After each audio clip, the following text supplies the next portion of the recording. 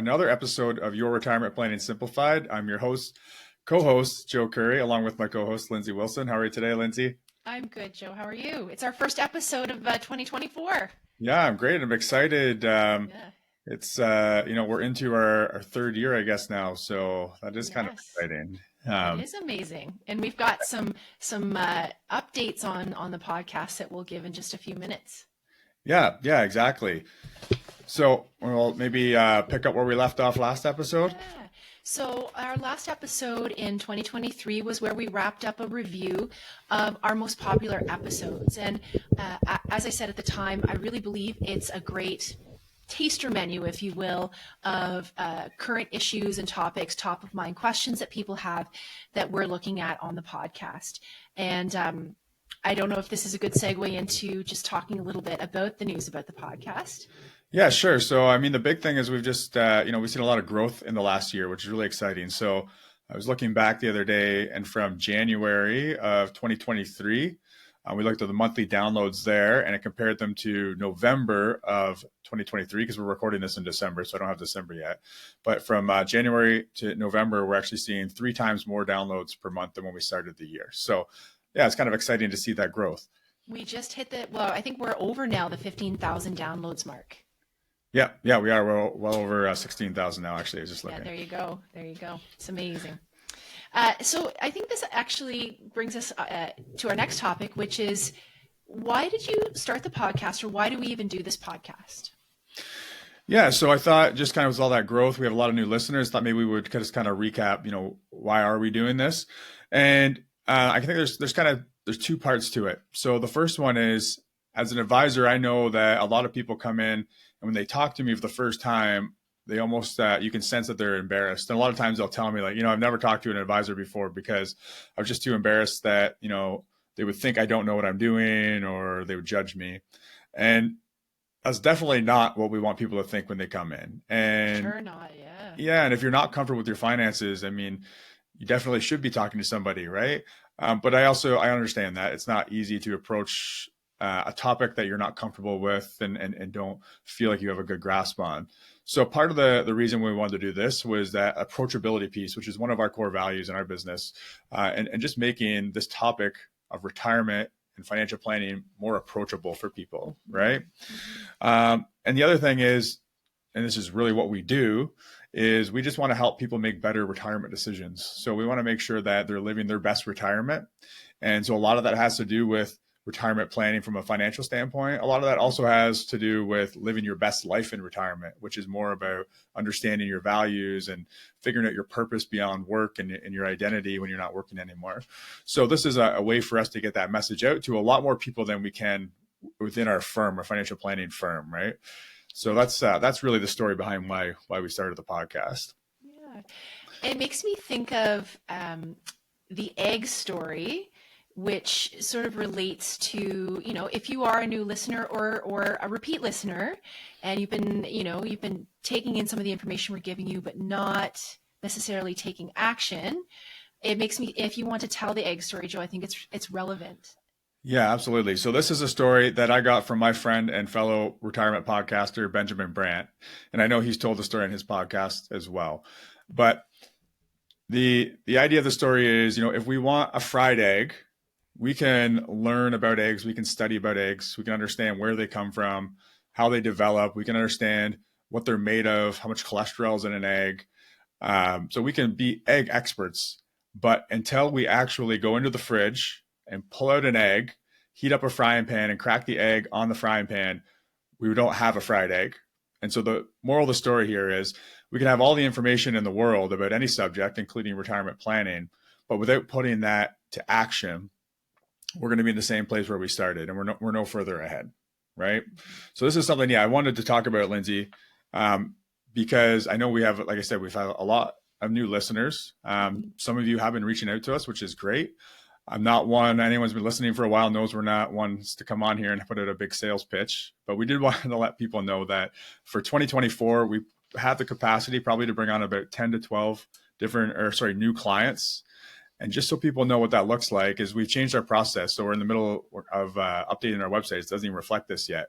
But basically what we want to do is we want to allow people to get very unbiased advice. And so we have a couple segments that we take people through. And so the first one really is, I mean, people can call in and have a call with someone on our team. Might be me, might be Lindsay, might be Kate, just to understand what the first piece is. But the first piece is really our strategy session. And in the strategy session, we do charge a nominal fee. I won't put it out there what it is because it could change by the time you listen to this. But the idea behind this is that, it's a pretty low fee for an hour of advice. Basically, it's a in-depth Q&A session where we're just answering all your burning questions about your retirement. We collect ahead of time some of your information so we can have a really good idea of where you're at today. And then we want to leave that meeting with some clear steps on what's next for you. And so there's no commitment to go any further than that. And you might want to just take that information, implement it on your own, which is great. And I know a lot of our listeners are do-it-yourself investors, and that could be a really good option just to get a little bit of reassurance. Where it makes sense, and we can decide at the end of that meeting, we also make the offer, again, if we think we can add enough value, to do a comprehensive plan. And this isn't just us throwing you a book of 70 pages that you have to read and go figure out. We actually work with you to create a plan that will deliver over several meetings in all the key areas of financial planning. Okay, so that's estate planning, risk management, retirement income planning, investment planning, and tax planning, right? So we dive into all those areas. And again, we're doing it over several meetings to make sure everything's sinking in and you're understanding. And that's a flat fee. And the reason we do a flat fee on that is because we don't want you to feel nervous about asking us more questions or reaching out to ask questions because we're going to raise your bill, right? So it's a flat fee. We make sure we get that all in place. And at the end of that, you can take it and implement it on your own, implement it with your advisor. Or again, we can talk at the end of that about what implementation looks like for us. So we've laid out this process that really is just kind of one step at a time, working with you to make sure you're comfortable, make sure you feel like you're getting value all along the way. So I think that's it. Again, we don't really put out a lot of sales pitches, and that's not really what this is meant to be, but it is meant to hopefully push you to taking some action and whatever is appropriate for you for 2024.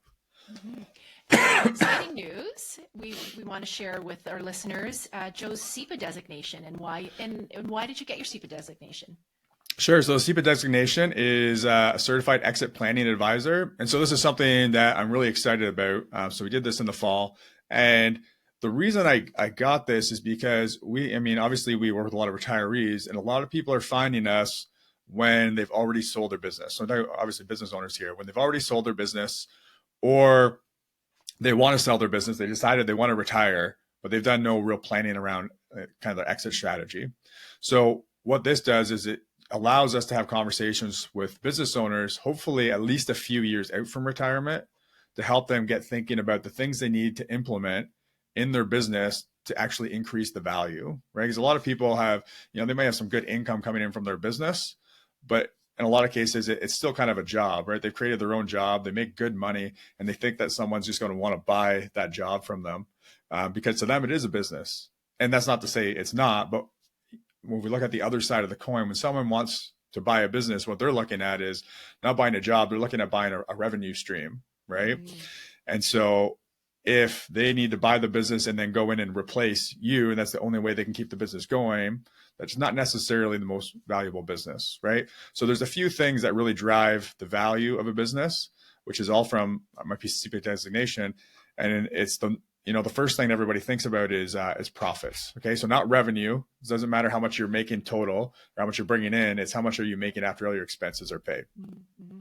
Now, that's only about 20% of the picture. The other 80% comes from basically the other pieces of the business that need to be taken care of so that it can run like a well-oiled machine, right? Mm-hmm. And so this is talking about making sure we have good processes for our people, policies and procedures. We have a good diversified customer base and vendor base. So those are kind of some of the key things. There's a few other things there, but the idea there is if you're going to plan to exit because you want to retire, you need to start doing it, several years ahead of the planned exit date. Mm-hmm. And the other side of that is getting your personal financial plan and your personal plan in general in place so that you have something to retire to, not just something to retire from, right? So anyway, that's why I got into that. It's just because we see clients coming to us thinking they're going to get a lot more for their business than they actually do, and it blows up their retirement plans, or they sell, and at that point we can't help because they've already sold, and it is what it is, right? So if we're having these conversations a little earlier, we can really help drive that value of the business.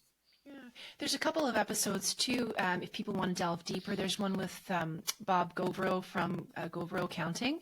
And just before Christmas, we aired an episode with David C. Barnett about maximizing value in your company and exit strategies for business owners. Yeah, we actually have part 2 with David coming out next episode after this. Yes, that's right. Yeah. Right on. Excellent. Okay. And any final or parting thoughts, Joe? No, I mean, I think this just decide what your goal is for this year and create an action plan, right? So our action items for you are create an action plan for 2024 to move the needle forward.